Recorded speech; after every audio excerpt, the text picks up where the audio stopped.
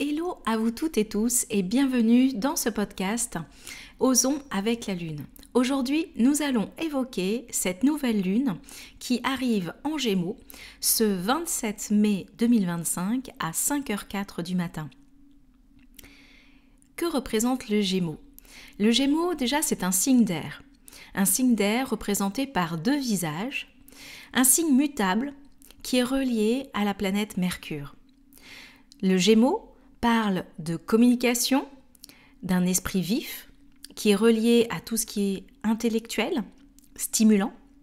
Mais avec les deux visages de ce Gémeaux, on peut ressembler parfois ou penser que ce Gémeaux a une double personnalité. Il peut être à la fois plein de motivation et également plein d'instabilité, d'inconfort, de difficulté à trouver sa place à des moments.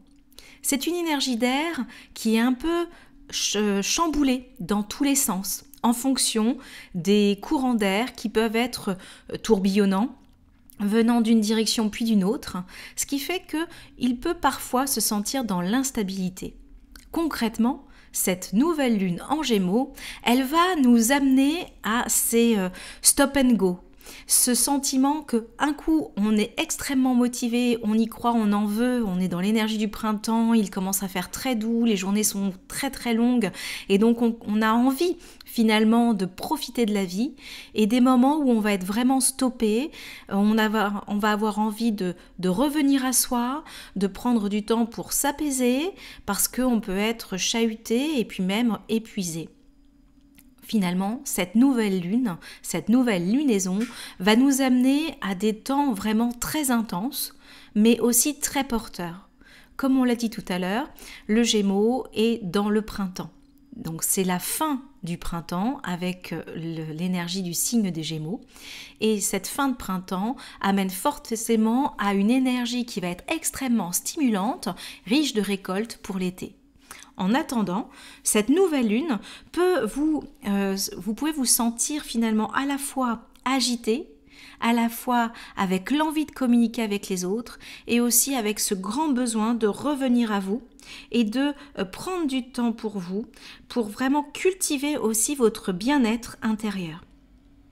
Vous allez être lucide, vous allez être dans un esprit vif et très clair pour pouvoir observer les choses, tout en ayant besoin de poser peut-être vos limites, de ne pas vous laisser envahir par les autres, tout en étant avec la volonté d'être dans l'échange, le partage et la communication.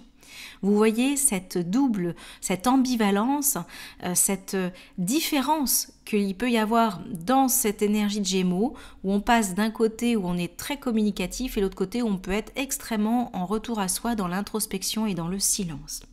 Toujours est-il que ce mois de juin qui arrive avec cette lunaison va être extrêmement intense, puisque au-delà de la nouvelle lune qui se présente là sur le 27 mai, elle va donner naissance, cette lunaison aussi, à des forts changements et notamment l'arrivée de Jupiter le 9 juin en signe du Cancer.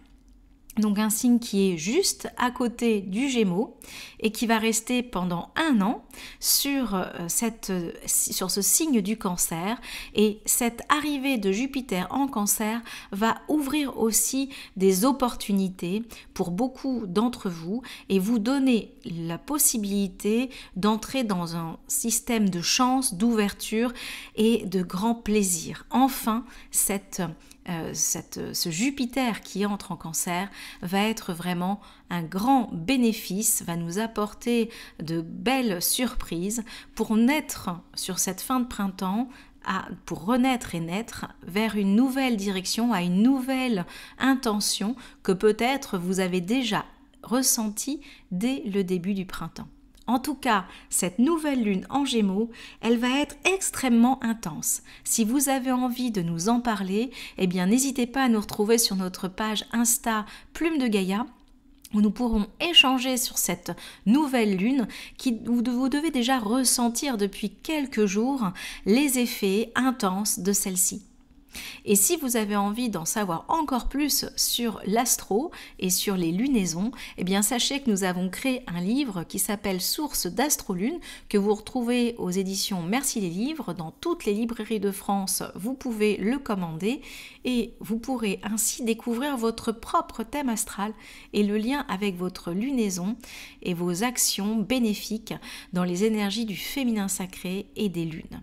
Voilà, merci de nous avoir écoutés. Merci pour votre engagement auprès de nous. Vous êtes de plus en plus nombreux à écouter nos podcasts et ça nous fait énormément plaisir. On a hâte de partager avec vous d'autres aventures. On vous dit à très bientôt.